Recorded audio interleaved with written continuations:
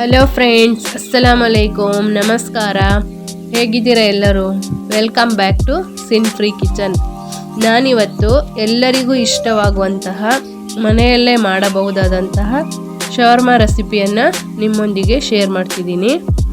ಇದಕ್ಕೆ ಮೊದಲಿಗೆ ಒಂದು ಬೌಲ್ ತಗೊಂಡು 3 ಟೀ ಸ್ಪೂನ್ ಈಸ್ಟು, ರುಚಿಗೆ ತಕ್ಕಷ್ಟು ಉಪ್ಪು, 2 ಚಮಚ ಸಕ್ಕರೆ, 1 ಕಪ್ ಉಗುರು ಬೆಚ್ಚಗಿನ ನೀರು ತಗೊಂಡು ಚೆನ್ನಾಗಿ ಮಿಕ್ಸ್ ಮಾಡಿ 2 ನಿಮಿಷ ಹಾಗೆ ಬಿಡಿ.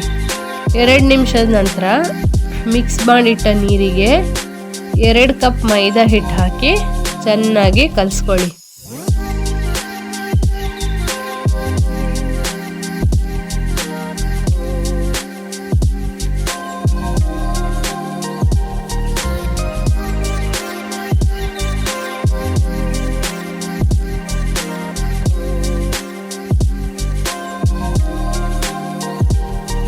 ಇದಕ್ಕೆ ಸ್ವಲ್ಪ ಎಣ್ಣೆ ಹಾಕಿ ಈ ಥರ ಕಲಸಿ ಇದನ್ನು 2 ಗಂಟೆ ನೆನೆಯಲು ಬಿಡಿ.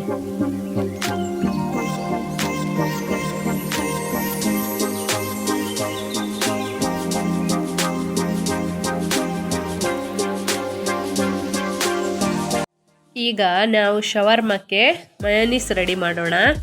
ಇದಕ್ಕೆ ಬೆಳ್ಳುಳ್ಳಿ, ರುಚಿಗೆ ತಕ್ಕಷ್ಟು ಉಪ್ಪು, ಕಾಳು ಮೆಣಸು, 3 ಚಮಚ ಎಣ್ಣೆ, ಸಕ್ಕರೆ, ವಿನಿಗರು ಮತ್ತು 1 ಮೊಟ್ಟೆ.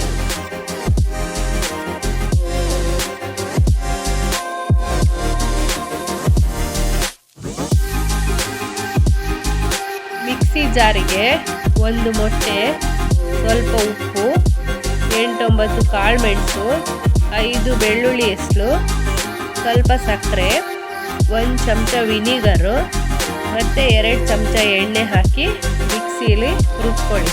ಇದನ್ನು ನಿಲ್ಲಿಸಿ ರುಬ್ಕೋಬೇಕು, ಒಂದೇ ಸತಿ ರುಬ್ಕೋಬಾರ್ದು. ಹೀಗೆ ರುಬ್ಬುವಾಗ ಬಾಕಿ ಉಳಿದ ಎಣ್ಣೆಯನ್ನು ಹಾಕಬೇಕು.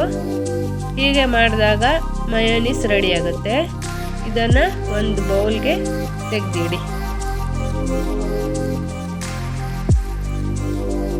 ಇದೇ ಜಾರಿಗೆ 3 ಒಣಮೆಣಸು, ಸ್ವಲ್ಪ ನೀರುಳ್ಳಿ, ಮಾಡಿಟ್ಟ ಮಯೋನೀಸ್ 2 ಚಮಚ, ಸ್ವಲ್ಪ ಉಪ್ಪು, 1 ಚಮಚ ವಿನಿಗರ್ ಹಾಕಿ ಕಾಳು ಮೆಣಸು ಹಾಕಿ ನುಣ್ಣಗೆ ರುಬ್ಕೊಳ್ಬೇಕು. ಈಗ ರೆಡ್ ಚಟ್ನಿನೂ ರೆಡಿ ಆಗುತ್ತೆ.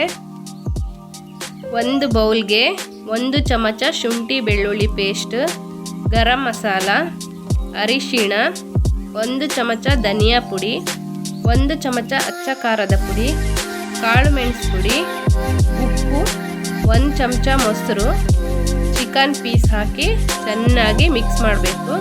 ಮಿಕ್ಸ್ ಮಾಡಿ 1 ನಿಮಿಷ ನೆನೆಯಲು ಇಡಬೇಕು.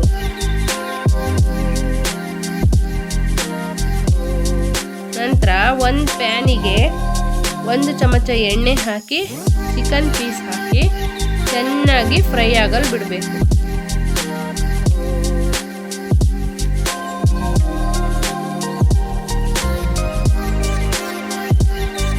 ಚಿಕನ್ನ ಸಣ್ಣ ಪೀಸ್ಗಳನ್ನಾಗಿ ಮಾಡಿ ಇಡಬೇಕು.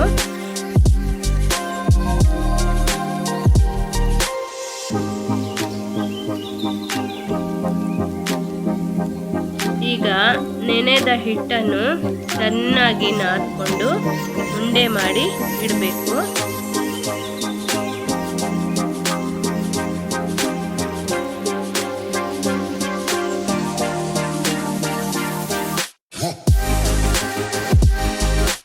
ಈ ಉಂಡೆ ತೆಗೆದು ಚಪಾತಿ ಥರ ಲಟ್ಟಿಸಿ ಇಡಬೇಕು.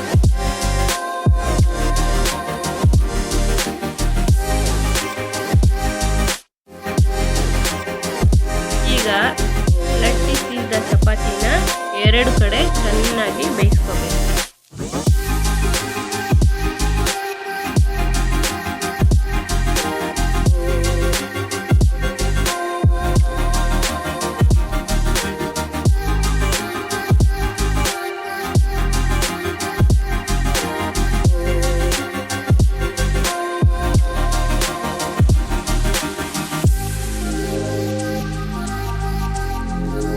ಬೇಯಿಸಿದ ಚಪಾತಿ ತಗೊಂಡು ಅದಕ್ಕೆ ಮಯೋನೀಸ್ ಹಚ್ಚಿ, ರೆಡ್ ಚಟ್ನಿ ಹಚ್ಚಿ, ಇದಕ್ಕೆ ಸಣ್ಣದಾಗಿ ಹೆಚ್ಚಿಟ್ಟ ಕ್ಯಾಬೇಜ್, ಕ್ಯಾರೆಟ್, ಚಿಕನ್ ಪೀಸ್, ಸೌತೆಕಾಯಿ ಹಾಕಿ ಮೇಲೆ ಮಯೋನೀಸ್ ಹಾಕಿ ಫೋಲ್ಡ್ ಮಾಡಿ ಇಡಬೇಕು. ಹೀಗೆ ಎಲ್ಲ ಚಪಾತಿಯನ್ನು ಮಾಡಿಡಬೇಕು.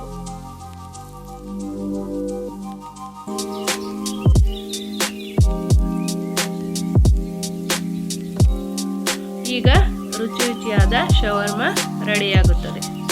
ಫ್ರೆಂಡ್ಸ್, ಈ ವಿಡಿಯೋ ಇಷ್ಟ ಆದರೆ ಲೈಕ್ ಮಾಡಿ, ಶೇರ್ ಮಾಡಿ, ಸಬ್ಸ್ಕ್ರೈಬ್ ಮಾಡಿ, ಕಮೆಂಟ್ ಮಾಡಿ, ಸಿನ್ ಫ್ರೀ ಕಿಚನ್ಗೆ ಸಪೋರ್ಟ್ ಮಾಡಿ.